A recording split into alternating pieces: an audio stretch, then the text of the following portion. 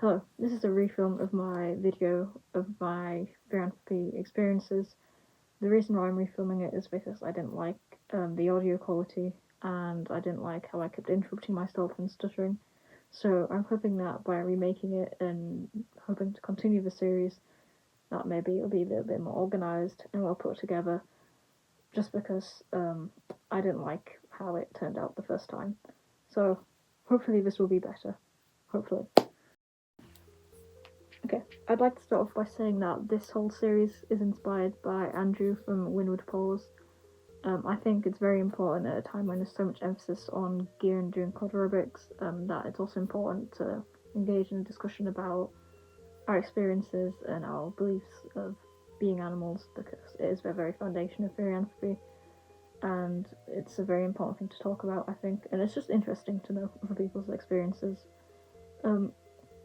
I also recommend looking at Tumblr. Tumblr is a very good place for information on experiences, including those of physical therians, biological therians, holothers, and also where r/where on Tumblr is also really interesting. No, not Tumblr, sorry, Reddit, on Reddit. r/Tumblr on Reddit is really interesting as well, so I recommend checking that out as well. Everyone's really nice. Just go look at it if you're interested in that aspect of the community.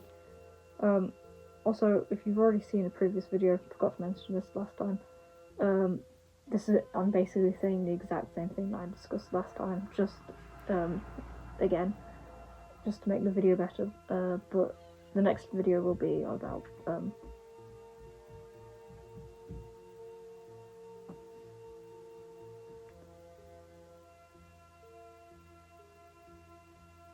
goodness sake.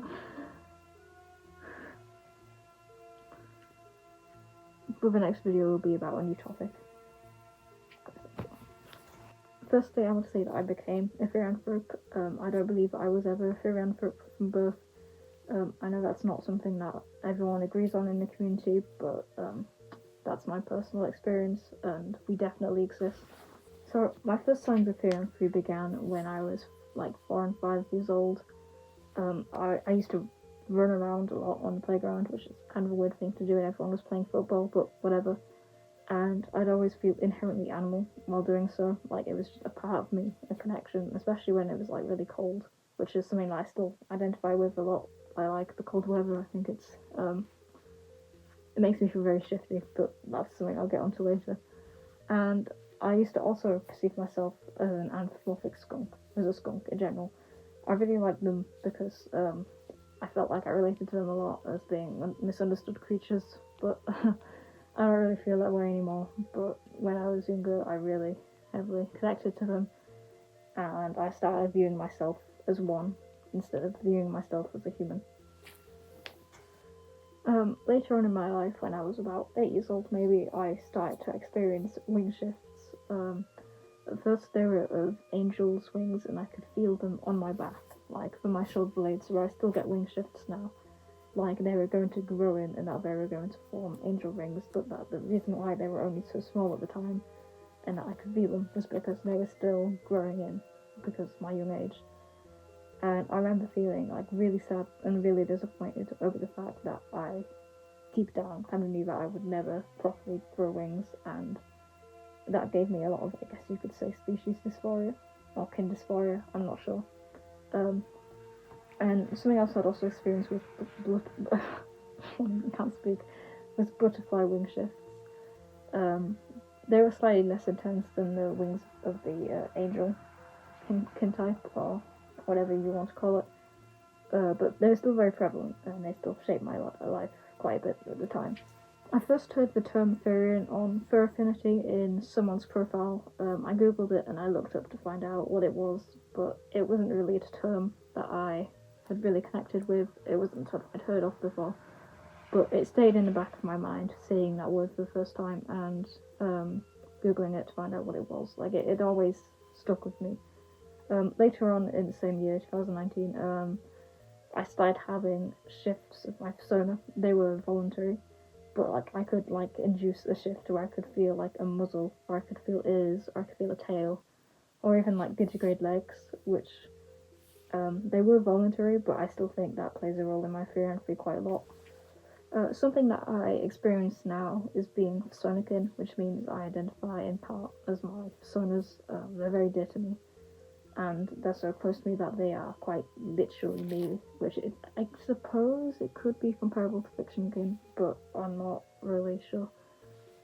It's like they're a different character, but I still see themselves so ingrained within my identity, even though they are my own characters, so I guess it would make sense that I am them. Over time, my shifts for my personas that I got became less and less voluntary, and I started just to randomly get them based on certain moments or how I was feeling, which I guess could be considered to be a mental shift or a phantom shift. I mean, they were, but yeah, still.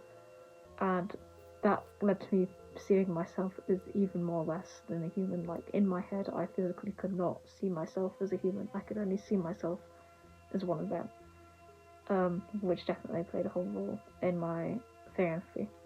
Something else that I'll mention, which I'll talk about more in the next video, was how my stereotypes are basically my personas because of how much being a fairy has kind of merged itself into my therianthropy.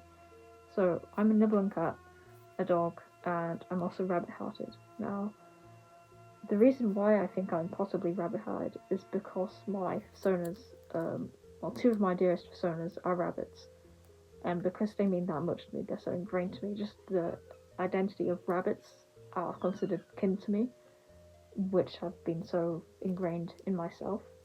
And even though I don't have any cat personas, and I guess I kind of do, they're like hybrids, most of my personas are grey, which is the colour of my fur, which I don't think is really a coincidence. I think that just kind of subconsciously started forming in my head to become my stereotype. Okay, that's all for now. I feel this is getting way too long than it should do, but I will make more videos about how I ended up discovering my stereotypes and what I do to connect to my therianthropy today, and how it's changed from when I first awakened. That'll be in later episodes. It's just too much to talk about at the moment, because otherwise we'll be sat here for hours upon end. But I hope you enjoyed listening to it. Maybe it helps you discover parts about yourself. I'm not too sure. But either way, I just hope that it was interesting to hear about. Also, look at my dangly things. Okay, goodbye.